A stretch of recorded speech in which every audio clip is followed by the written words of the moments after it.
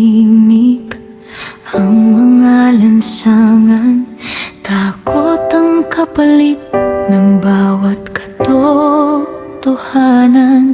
Mga pangakong ginto na uwi sa kasinungalingan, habang ang masay pasan-pasan ang kahirapan. Mga kwentong binago, pilit na inililihis, katotohanan ay tinatabunan ng ingay at galit. Ngunit unti-unti nang namumulat ang bayan, sa likod ng dilim ay may liwanag na naghihintay. Hindi habang panahon ay may tatago ang bakas ng pagkakamali at panlilinlang sa tao. Para sa inang bayan, kami maninindigan, hindi na magpapabulag sa huwad na dahilan.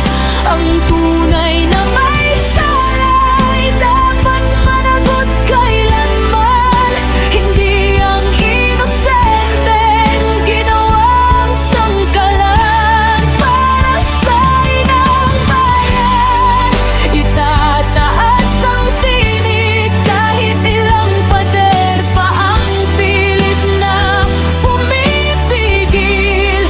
Darating ang araw ng husisyang hinihiling, at ang katotohanan ay hindi na mapapawi. Sa bawat luha ng pamilyang nasaktan, may panawagan ng tunay na katarungan. Hindi sapat ang kwentong paulit-ulit na dahilan, kung ang sugat ng bayan ay hindi pa nahihilom. Nakatingin ang bukas sa ating mga kamay, kung mananahimik ba o laban ng tunay, sapagkat ang kasaysayan ay hindi mabubura kapag ang sambayanan ay sama-samang kikilos na.